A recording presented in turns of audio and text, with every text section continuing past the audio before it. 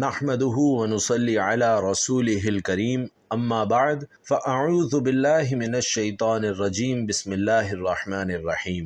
ناظرین، روزانہ قرآن کریم کی ایک سورت پڑھ لیا کریں، لوح محفوظ پر لکھی آپ کی تقدیر بدل جائے گی اور ہاتھ اٹھانے سے پہلے آپ کی ہر دعا قبول ہو جائے گی۔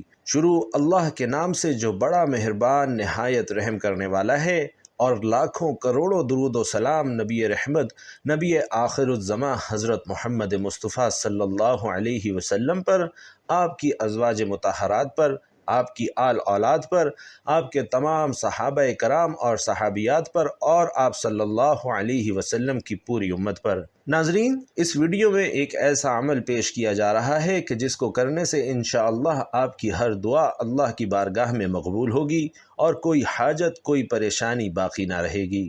ناظرین کرام، دعا عاجزی، انکساری اور بیچارگی کے اظہار کو کہتے ہیں۔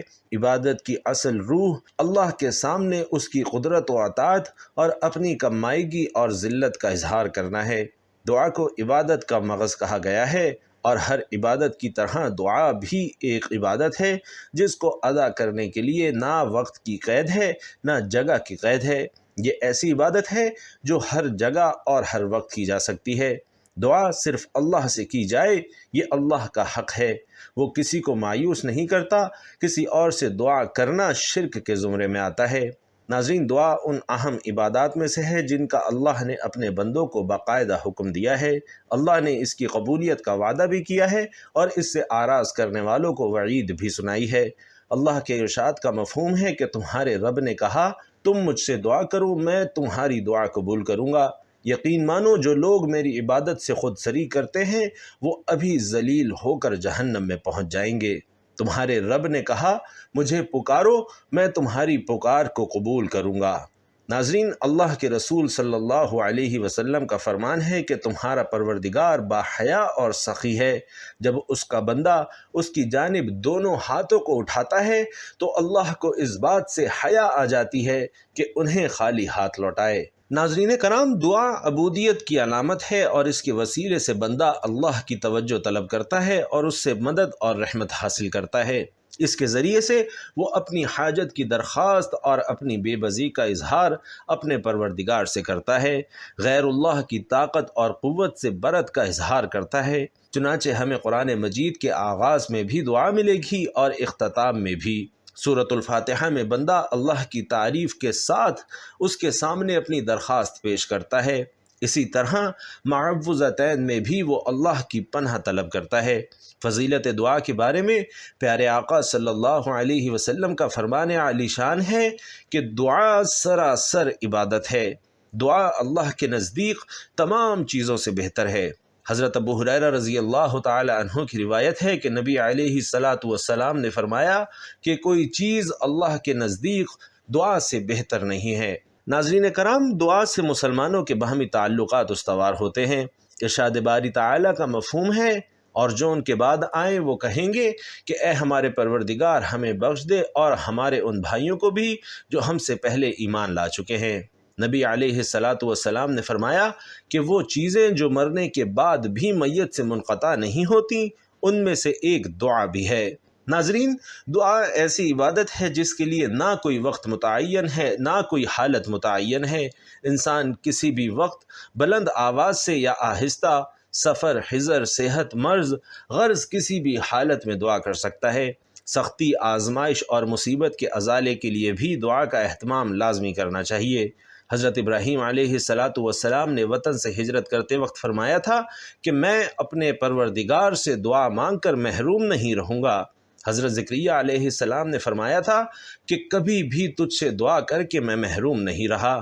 اللہ تعالیٰ نے اپنے ان بندوں کی تعریف کی ہے جو اس سے دعا کرتے ہیں۔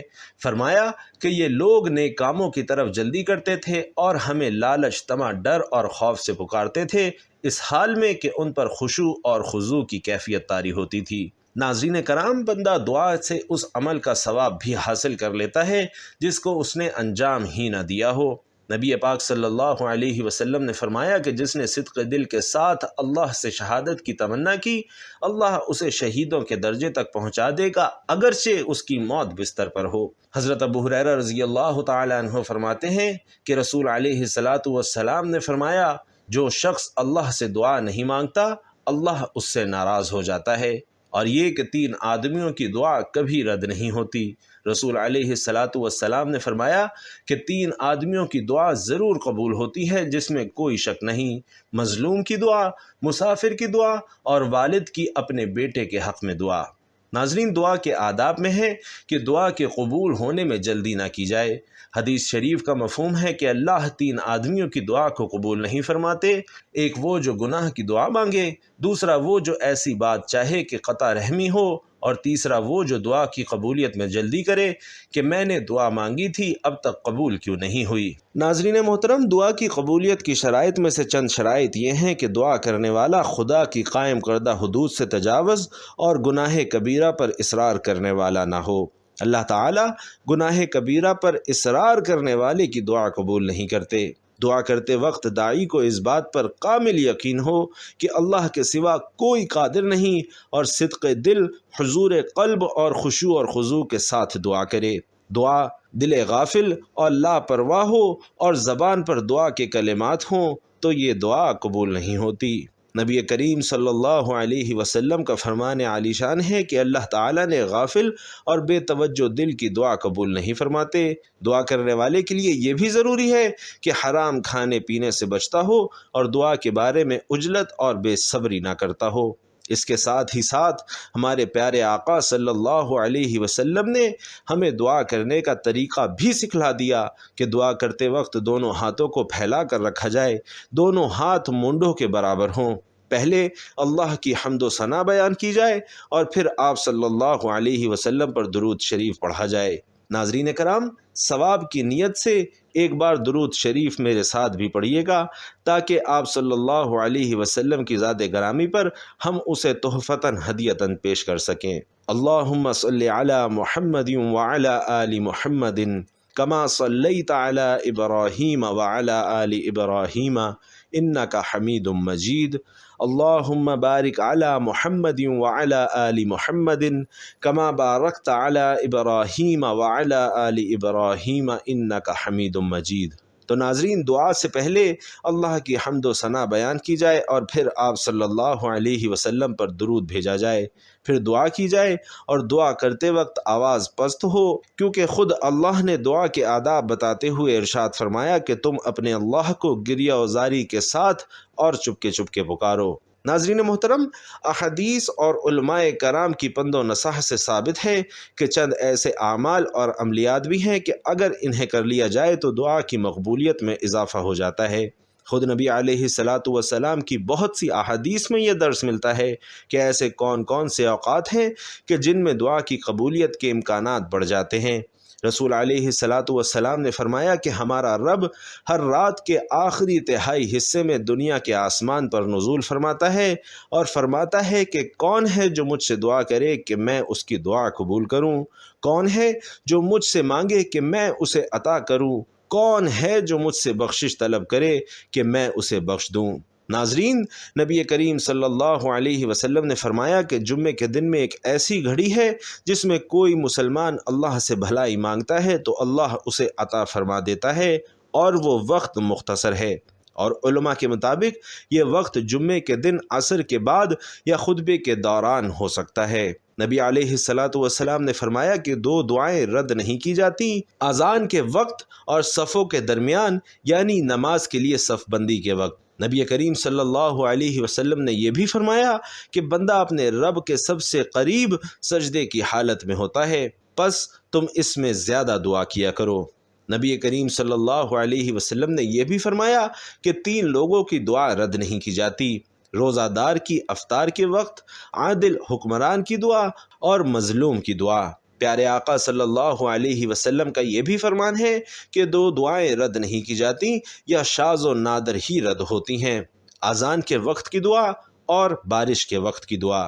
ناظرین، شب قدر رمضان کے آخری عشرے کی طاق راتوں میں ہوتی ہے، اور اس رات کی فضیلت کے بارے میں قرآن مجید میں بھی ذکر ہے، اور یہ رات دعا کی قبولیت کے لیے انتہائی اہم ہے۔ اسی طرح نبی کریم صلی اللہ علیہ وسلم نے فرمایا کہ مظلوم کی بد دعا سے بچو، کیونکہ اس کے اور اللہ کے درمیان کوئی پردہ نہیں ہوتا۔ ناظرین کرام، آج کی اس معلوماتی ویڈیو میں بھی قرآن کی ایک ایسی صورت اور ایک ایسی تسبیح کا عمل بتایا جا رہا ہے کہ جس کو کرنے سے اللہ سبحانہ و تعالی انسان کی قسمت کے بند تالوں کو کھول دیتا ہے۔ لوح محفوظ پر لکھی ہوئی انسان کی قسمت کو اور مقدروں کو اللہ پاک بدل دیتا ہے۔ اس انسان کی تمام تنگ دستیاں اور پریشانیاں اللہ دور کر دیتا ہے اور اس کے لیے آسانیاں پیدا فرما دیتا ہے۔ اس کے گھر میں رزق، مال و دولت کی فراوانی ہو جاتی ہے اور وہ خوشحال سے خوشحال تر ہوتا جاتا ہے، اور اس عمل کی برکت سے اس کی تمام مصیبتیں اور رکاوٹیں بھی دور ہو جاتی ہیں۔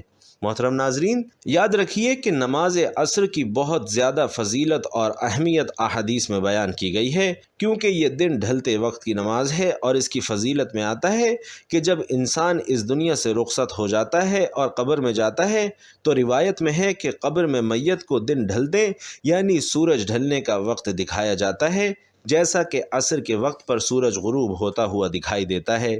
تو جو کوئی پکے نمازی مسلمان ہوتے ہیں وہ فرشتوں سے کہتے ہیں کہ سورج ڈھلنے کا وقت ہے، مجھے نماز عصر پڑھنے دو، تو فرشتے مسکرا کر کہتے ہیں کہ واللہ ہمیں پہلے ہی معلوم تھا کہ تم پکے نمازی ہو، پکے مسلمان ہو، لیکن اب تمہیں نماز پڑھنے کی ضرورت نہیں، کیونکہ وہ کام بس دنیا میں ہی ختم ہو چکا ہے۔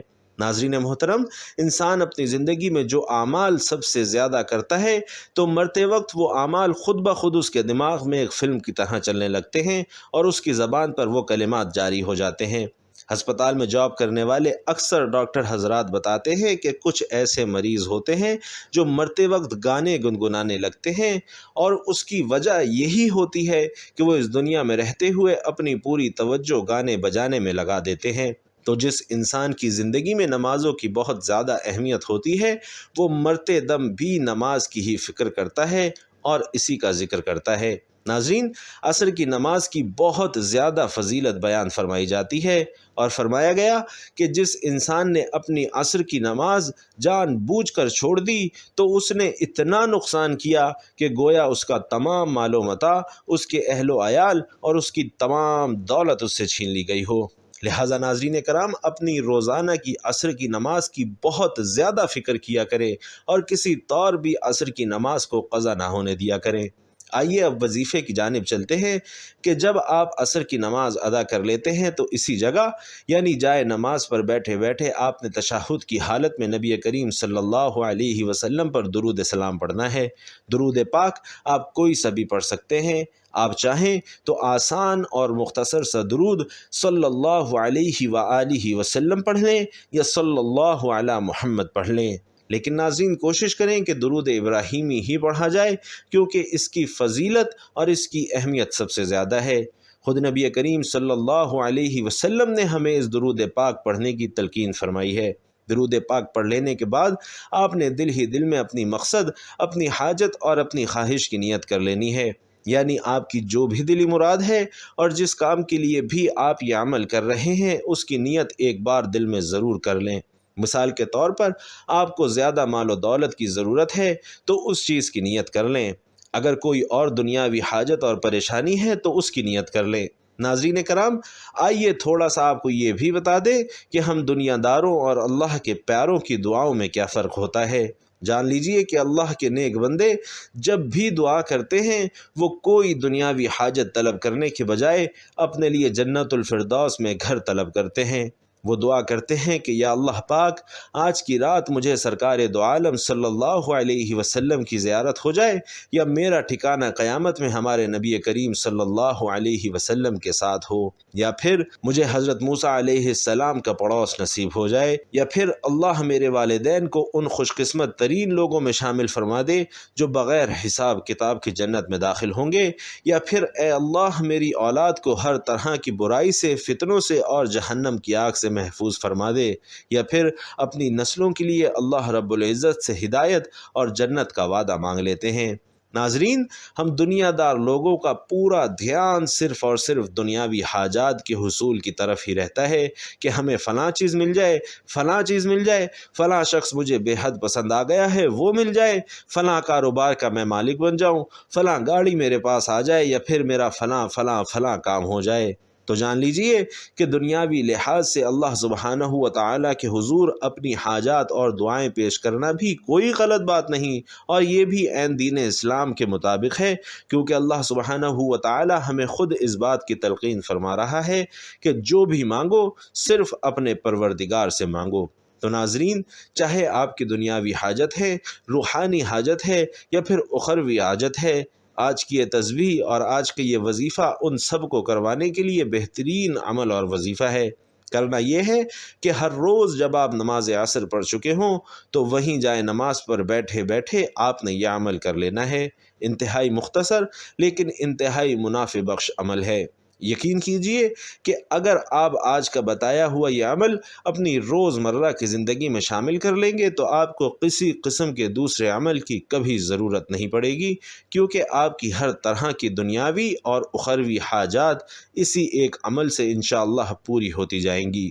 ناظرین کرام، ہمارے پیارے نبی صلی اللہ علیہ وسلم نے ہمیں اس دنیا اور آخرت کو بہترین بنانے کے لیے ایک بہت خوبصورت دعا سکھلائی ہے، اور وہ دعا یہ ہے: ربنا آتنا فی الدنیا حسنہ وفی الآخرۃ حسنہ وقنا عذاب النار، یعنی اے ہمارے رب، ہمیں دنیا میں بھلائی عطا فرما اور ہمیں آخرت میں بھی بھلائی عطا فرما اور ہمیں دوزخ کے عذاب سے بچا۔ اور ناظرین، یقین کیجئے کہ تمام دنیاوی اور اخروی بھلائیاں حاصل کرنے کے لیے یہ ایک بہترین دعا ہے کہ جس کے بارے میں روایات میں آتا ہے کہ نبی کریم صلی اللہ علیہ وسلم ہمیشہ اس دعا کو اپنی نماز میں التحیات اور درود کے بعد لازمی پڑھا کرتے تھے۔ ناظرین محترم، عصر کی نماز کے بعد وہیں بیٹھے بیٹھے جب آپ درود پاک پڑھ لیں اور اپنی حاجات کی نیت کر لیں تو ایک بار تعوذ اور تسمیہ یعنی اعوذ باللہ من الشیطان الرجیم بسم اللہ الرحمن الرحیم پڑھ کر یہ دعا پڑھ لیں جو ابھی بتائی گئی ہے۔ اور یاد رکھیں کہ اس دعا کو آپ نے روزانہ نماز عصر کے بعد 100 مرتبہ پڑھ لینا ہے، یعنی اس کی ایک تسبیح مکمل کر لینی ہے۔ اور اس کے بعد آپ نے قرآن پاک کی ایک مختصر سی سورت جو کہ سورۃ الکوثر ہے اسے 7 بار پڑھ لینا ہے۔ سورۃ الکوثر کی بھی بہت زیادہ فضیلت اور اہمیت احادیث میں وارد ہوئی ہے، لہٰذا 7 بار سورۃ الکوثر پڑھ لینے کے بعد آپ نے پھر سے وہی درود پاک پڑھ لینا ہے جو وظیفے کے آغاز میں پڑھا تھا، اور اس کے بعد آپ اپنے دونوں ہاتھ دعا کے لیے بلند کر دیں اور اللہ سے اپنی تمام حاجات مانگ لیں، جو بھی آپ کے دل میں ہے وہ اللہ کے سامنے پیش کر دیں۔ ناظرین کرام، بہت آسان مجرب عمل ہے۔ اس عمل کے ذریعے سے اللہ سے آپ جو بھی مانگیں گے، خواہ کتنی ہی بڑی حاجت ہو، خواہ کیسا ہی مشکل کام ہو، خواہ کتنا ہی ناممکن کام ہو، اس عمل کا نام ہی تقدیر کو بدل دینے والا عمل ہے۔ یعنی اگر کسی کی تقدیر میں کوئی کام یا کوئی چیز نہیں بھی لکھی ہوئی تو اللہ کے فضل و کرم سے ہر روز اس وظیفے کو کرنے سے لوح محفوظ پر لکھے فیصلے تبدیل ہو جائیں گے اور وہ چیز آپ کی دسترس میں آ جائے گی انشاءاللہ۔ اللہ تبارک و تعالی سے دعا ہے کہ نیکی کی بات کو سننے، سمجھنے اور اس پر عمل پیرا ہونے کی ہم سب کو طاقت اور توفیق مرحمت فرمائے۔ میرا سنانا اور آپ کا سننا اپنی بارگاہ میں قبول و منظور فرمائے، آمین یا رب العالمین۔ ناظرین، آخر میں آپ سے درخواست ہے کہ کمنٹ باکس میں اللہ تعالیٰ کے 99 ناموں میں سے کوئی بھی ایک نام لکھ کر ضرور شیئر کیجیے گا۔ اللہ تعالیٰ ہم سب کا حامی و ناصر ہو، آمین۔ السلام علیکم ورحمۃ اللہ۔